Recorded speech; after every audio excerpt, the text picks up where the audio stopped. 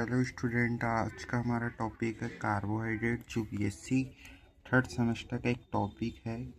और ये जो कार्बोहाइड्रेट है बहुत ही इम्पोर्टेंट टॉपिक है कॉलेज में बीएससी थर्ड सेमेस्टर की। तो चलिए शुरू करते हैं बिना किसी देरी के।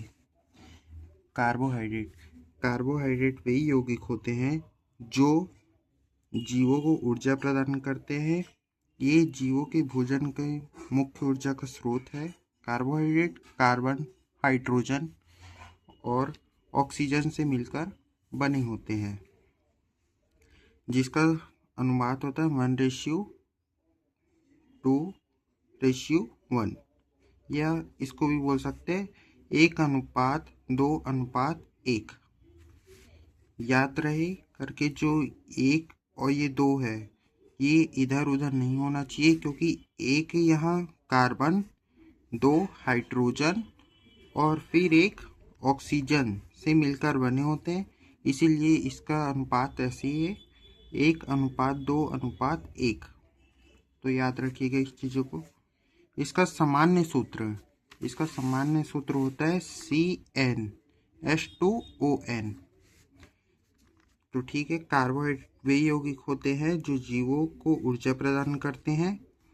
ये जीवों के भोजन के मुख्य ऊर्जा का स्रोत है। कार्बोहाइड्रेट कार्बन, हाइड्रोजन और ऑक्सीजन से मिलकर बने होते हैं, जिसका अनुपात 1:2:1 होता है।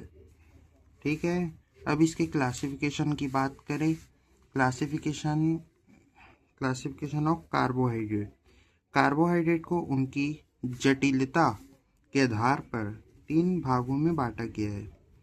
इसका मोनोसैकेराइड पहला भाग होता है, दूसरा होता है ओलिगोसैकेराइड, हिंदी और इंग्लिश में दोनों है, और तीसरा होता है पॉलीसैकेराइड। आपको इस चैनल में हर वीडियो हिंदी और इंग्लिश में ज़रूर मिल जाएगी।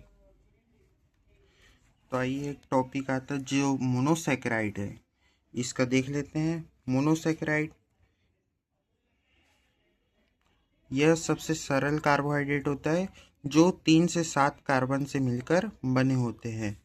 यह जल अपघटन के पश्चात और छोटे भागों में नहीं टूटते। मतलब ये जो मोनोसैकेराइड है यह सरल कार्बोहाइड्रेट होता है, पहली बात। और दूसरा जो रहता है ये 3 से 7 कार्बन से मिलकर बने होते हैं, और जल अपघटन के पश्चात मतलब और छोटे भागों में नहीं टूट पाते। इसका ये है। यह जल में घुलनशील तथा स्वाद में मीठे होते हैं। मोनोसैकेराइड एक एल्डिहाइड और एक कीटोन समूह पाया जाता है। मोनोसैकेराइड में एक एल्डिहाइड और एक कीटोन समूह पाया जाता है। मोनोसैकेराइड का सामान्य सूत्र है CnH2NON। इसका उदाहरण की बात करें तो इसमें ग्लूकोज, फ्रक्टोज और गैलेक्टोज आते हैं। मोनोसैकेराइड के भी 2 प्रकार होते हैं सामान्यतः। मोनोसैकेराइड सामान्यतः 2 प्रकार के होते हैं। इसमें होता है एल्डोज, ऐसा मोनोसैकेराइड जिसमें एल्डिहाइड समूह पाया जाता है, एल्डोज कहलाते हैं। मतलब ऐसा मोनोसैकेराइड जिसमें एल्डिहाइड समूह पाया जाता है, मतलब जिसमें वो मोनोसैकेराइड जिसमें एल्डिहाइड समूह पाया जाता है तो एल्डोज कहलाते हैं, जिसका उदाहरण होता है ग्लूकोज। दूसरा आता है कीटोज, ऐसा मोनोसैकेराइड जिसमें कीटोन समूह पाया जाता है, कीटोज कहलाता है, कीटोजेस कहलाता है। उदाहरण के लिए फ्रुक्टोज। फिर इसका बात है ओलिगोसैकेराइड।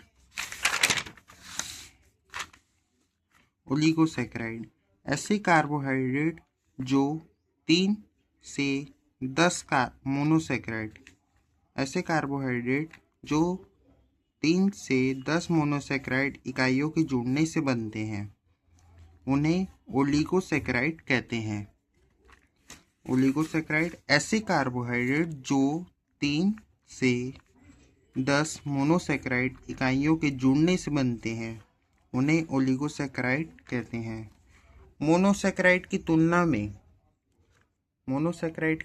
में कम मिठास होता है इनमें, और ये जल में घुलनशील होती है।